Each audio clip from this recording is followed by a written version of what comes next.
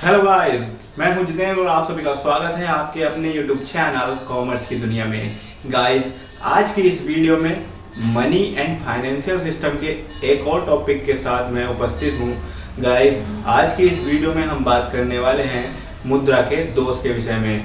Guys, we are talking about evils of money. Guys, जैसे कि आपने आज तक सुना ही होगा कि एक व्यक्ति के एक सिक्के के दो पहलू होते हैं, एक उसकी अच्छी साइड है तो एक बुरी साइड, एक अच्छा है तो एक बुरा है। तो गाइस, अब तक हमने मुद्रा की अच्छी अच्छी बातों को समझा है, लेकिन आज हमें पता चलेगा कि मुद्रा कितना विराट रूप भी लेकर के रखती है, यानी कि इसका एक अलग फेस जो है वो आपके साथ आज शेयर करने वाला हूँ। गाइस, फटाफट देखिए इस वीडियो को, बोर्ड पर देख करके आपको समझ में आएगा। पूरी वीडियो आपको देखनी है जिससे आपको ये टॉपिक जो है पूरी तरह से क्लियर हो। गाइस, मुद्रा के दोषों को तीन टाइप से क्लासिफाइड किया गया है। सबसे पहला है इकोनॉमिक इविल, दूसरे नंबर पे आता है सोशल इवल और तीसरे नंबर पे आता है मॉरल इवल। इकोनॉमिक यानी कि आर्थिक दोष, सोशल यानी कि सामाजिक दोष और तीसरे नंबर पे आते हैं इसके नैतिक दोष। गाइस, बहुत ही बढ़िया करके आपको समझने की जरूरत है क्या कि इसके जो आर्थिक दोष है यानी कि ये इकोनॉमिक टाइप से दोष होंगे। तो इसमें पहला इकोनॉमिक टाइप का जो आपका इविल है वो क्या है? पूंजीवाद का जन्म। जिस तरह से मुद्रा को इतनी हाई डिमांडिंग चीज के रूप में देखा गया, मुद्रा एक इतनी शक्तिशाली चीज है, तो उस हिसाब से क्या हुआ? पूंजीवाद का जन्म हुआ। हर एक व्यक्ति इसको संग्रह करके रखने की कोशिश करता है और चाहता है कि वो एक से बढ़कर एक अपने आप को पूंजीवादी रूप में देखे, और वो चाहता है कि वो लोगों पर राज करे, वो दुनिया पर राज करे। तो यही चीज क्या ले आ रही है? ये ला रही है birth of capitalism. Capitalist market को जन्म दे रही है, पूंजीवादी अर्थव्यवस्था को जन्म दे रही है, जिसमें जिसके पास ज्यादा रुपया होगा वो सामने वाले व्यक्ति को दबा सकेगा।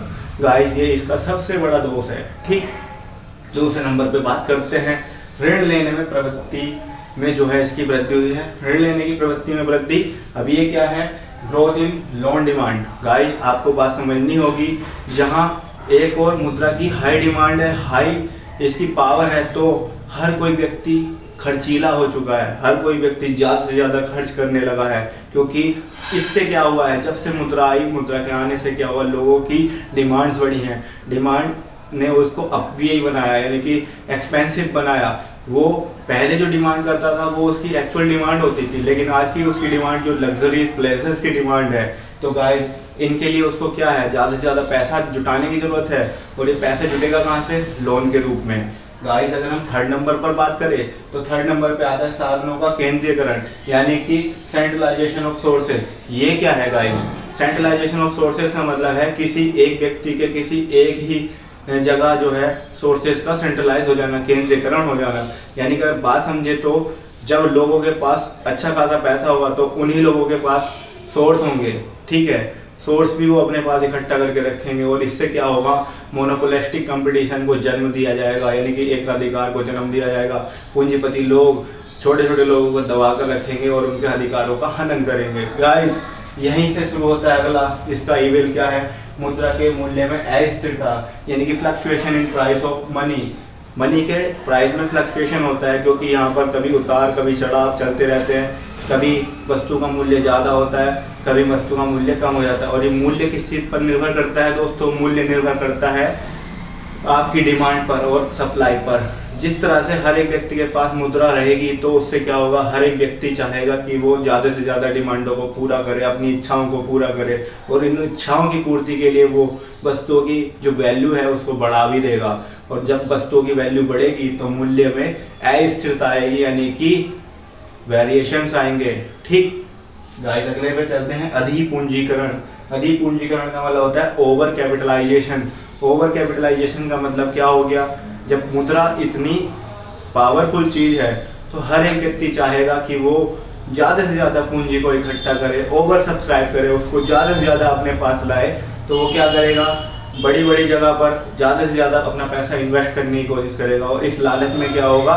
हो सकता है कि उसका पैसा डूब जाए, वो बैंकक्रप्ट हो जाए, हो सकता है वो दिवालिया हो जाए। तो ये ओवर कैपिटलाइजेशन को भी जन्म देती है। ठीक है गाइस, आगे चलता हूँ, और आगे चलने के बाद आपको बताता हूँ व्यापार चक्रों की उत्पत्ति यानी कि evolution of business cycle. Evolution of business cycle का मतलब क्या हो गया, जैसे आप देखते हैं बिजनेस साइकिल होता क्या है, किसी भी व्यापार में तेजी आ जाना फिर मंदी आ जाना, इसी को तो व्यापार कहा जाता है। वस्तुओं की मांग की वजह से उनमें तेजी आ गई या फिर वस्तुओं की मांग गिरने के कारण उनमें मंदी आ गई, तो उससे क्या हो गया, व्यापार साइकिल यानी कि इवोल्यूशन हुआ व्यापार साइकिल का, बिजनेस साइकिल का इवोल्यूशन हुआ उससे। गाइस अगला है ओवर प्रोडक्शन, अत्यधिक उत्पादन। अब क्या हो रहा है, अधिक पूंजीकरण के द्वारा अति उत्पादन की भी स्थिति उत्पन्न हो जाती है, जिससे बेरोजगारी, भूखमरी आदि समस्याएं व्यक्ति, समाज और राष्ट्र को कमजोर बना देती है। अब ज़्यादा से ज़्यादा प्रोडक्शन होगा तो क्या होगा, बेरोजगारी होगी, भूखमरी होगी, ये सब चीज़ें सामने आएंगी, ठीक है। और इसके अन्य दोषों में क्या देखने के लिए मिलेगा दोस्तों, इसके अन्य दोषों में मिलेगा कि मुद्रा सेविका से स्वामी बन जाती है। एक बार जब हमने मुद्रा का आविष्कार किया है, प्रारंभ में जब मुद्रा का जब इजाद हुई तो वो सेवा करने के लिए यूज़ की गई, लेकिन आज मनी एक ऐसी चीज़ बन गई है जो अपने साथ के लोगों के गले भी कटवा सकती है।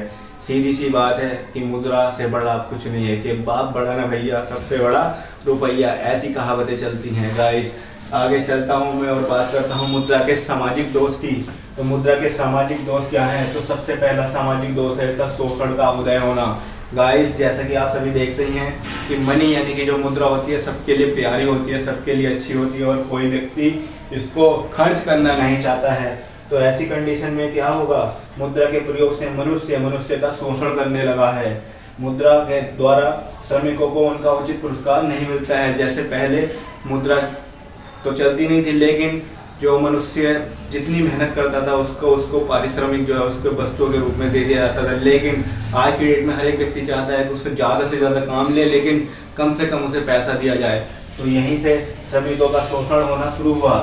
गाइस अगली बात करें तो यहाँ प्रतिष्ठा मूलक यानी कि प्रेस्टीज की बात करें तो हम जो आज के समय में जिस व्यक्ति का ज़्यादा से ज़्यादा मुद्रा है उसकी प्रतिष्ठा उतना ही बढ़ेगी। यानी कि एक तरह से देखा जाए तो मनी को प्रेस्टीज के रूप में देखा जाता है, प्रेस्टाइज के रूप में देखा जाता है। अगर आपके पास पैसा है तो आपकी इज्जत है, आपके पास पैसा नहीं है तो आपकी इज्जत नहीं है, ऐसा माना जाता है, ठीक। तो आज के युग में मुद्रा के माध्यम से ही मनुष्य की सफलता, प्राप्ति एवं प्रतिष्ठा आंकी जाती है।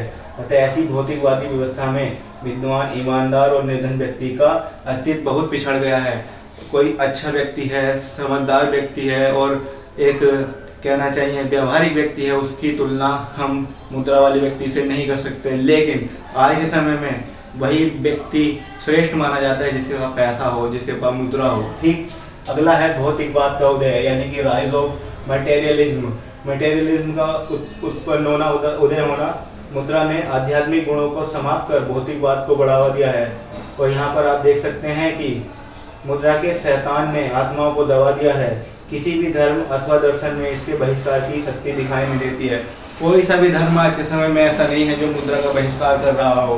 आपको हमेशा ये भौतिकवादी चीज़ें दिखाई देंगी। फिजिकली हम क्या देखेंगे, दिखावा ज़्यादा हो रहा है। तो the evil of money has come to press our souls, हमारी आत्मा तक जो है मनी की बुराइयां आ चुकी हैं। क्योंकि हर कोई व्यक्ति आज के समय में पैसा कमाना चाहता है। ऐसा कोई भी व्यक्ति नहीं है जो पैसे से दूर भाग रहा हो।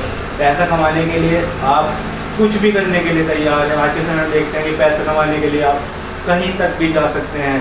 बहुत सारी चीज़ें आजकल चल रही हैं, जैसे आप सोशल नेटवर्किंग साइट पर देखते हैं कि कहां से कहां तक का सफ़र अब आदमी मनुष्य कर चुका है कि एक लाज श्रम छोड़ करके हर एक व्यक्ति पता नहीं कहां तक इस चीज़ को लेकर जा चुका है, only and only because of earning money.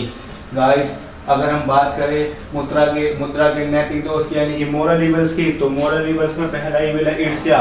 भाई जाहिर सी बात है, एक व्यक्ति के पास ज़्यादा पैसा है, दूसरे के पास कम पैसा है, तो वो एक दूसरे से ईर्ष्या करेंगे, जलेंगे उनसे, क्योंकि उनके पास कम है पैसा, ठीक। ईर्ष्या से क्या हो रहा है, ईर्ष्या से जलन मच रही है, जलन के साथ साथ उनके अंदर द्वेष भावना आ रही है। और ऐसा भी हो जाता है कभी कभी वो उनको हानि पहुंचाने के लिए किसी भी हद तक जा पहुंचते हैं। अनैतिक कार्य यानी इमोरल वर्क, इमोरल एक्ट। अनैतिक कार्य में कौन कौन से कार्य आ जाएंगे, मुद्रा के जो दोष हैं उसमें सबसे खतरनाक ये अनैतिक कार्य होते हैं कि मुद्रा को पाने के लिए कोई व्यक्ति इतने ज़्यादा गिर जाता है कि वो चोरी करना, डकैती करना, लूटपाट करना, साथ ही साथ मर्डर कर देना, स्मगलिंग करना, गलत कार्य करना, ये सब चीज़ें भी करने लग जाता है। क्यों?